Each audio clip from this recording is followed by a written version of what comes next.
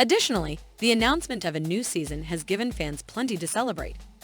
Yes, that is what I said. The creators are prepared to once more astonish the audience in the upcoming third and possibly even fourth seasons. What took place there? In this video, we look at all the possible romance angles the series could take in its upcoming seasons, with so much already happening and so much more to cover.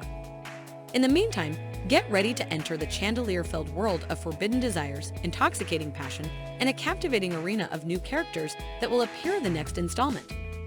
Therefore, in the third season, who might we anticipate meeting? Is the never-ending love story between Kate and Anthony over for fans? Will Bridgerton creators and essayists use their capability to make hot sentiments and transform Season 3 into the shocking one yet? Stay with us until the very end as we dissect every nuance of the much-anticipated third season of Bridgerton and stoke the romance rumors.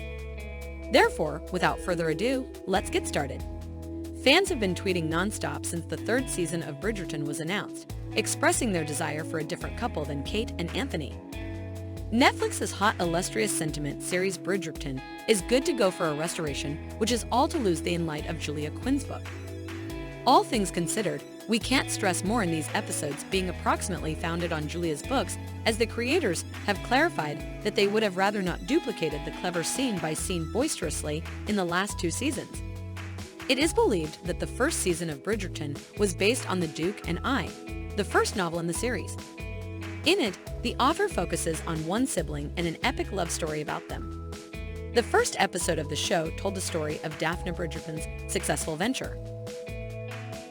The difficulties she encountered and the life lessons she learned as a result of entering a high society marriage were well received by her fans. Not to mention Daphne's attraction to the handsome Duke of Hastings. Daphne, the Bridgerton family's eldest daughter, fights until the end to enter the well-known marriage market, which was much more competitive than she had anticipated. Likewise, Season 2 had other hero to follow, following Julia's book's design.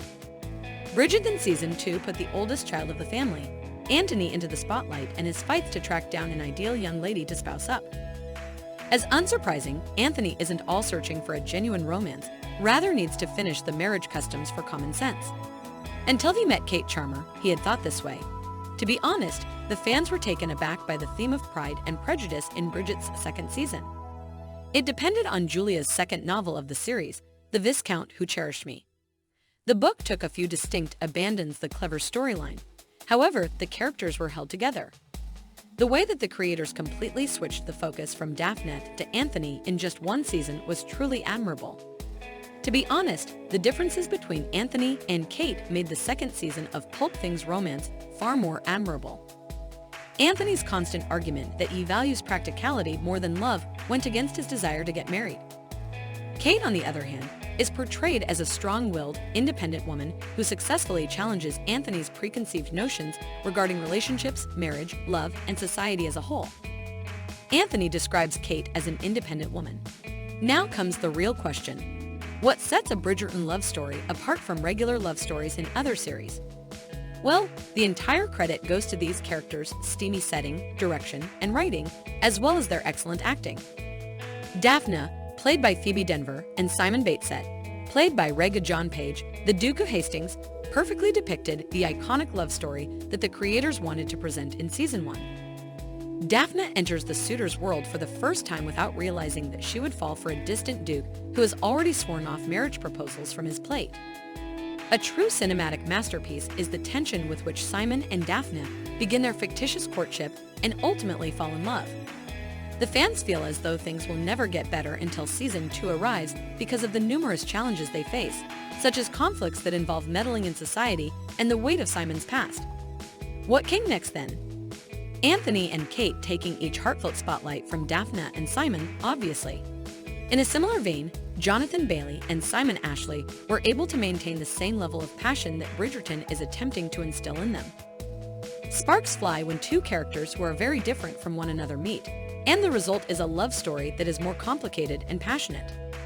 Anthony and Kate's romance was full of tension, passionate arguments, and, most importantly, undeniable chemistry. Indeed, as it's been said, a romantic tale with that self-improvement isn't praiseworthy. Season 2 also ended exactly like this. It showed how Anthony's reason behind C's in regards to cherish and disdain towards marriage totally changed once he went over Kate.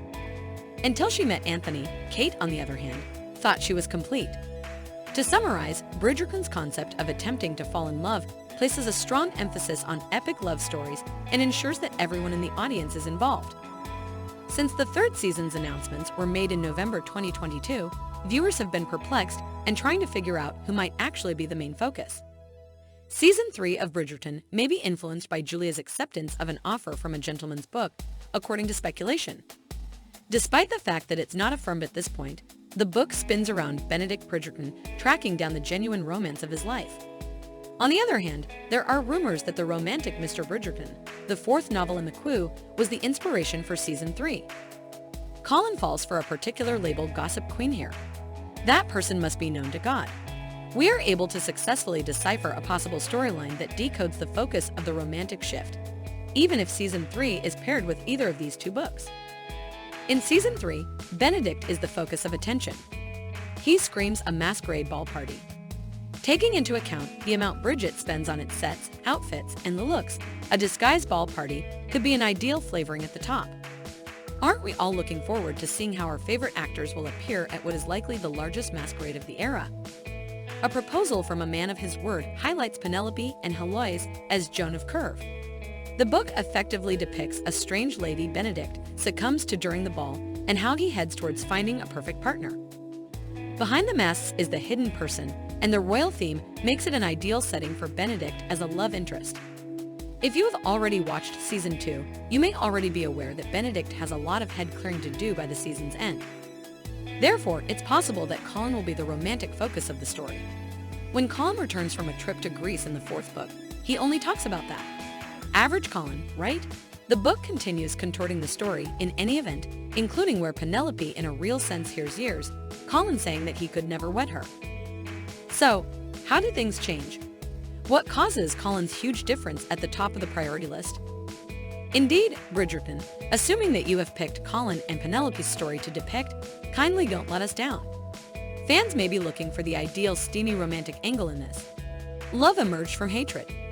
Do tell us in the remarks segment underneath your thought process will occur in the heartfelt setting of Bridget in Season 3. Is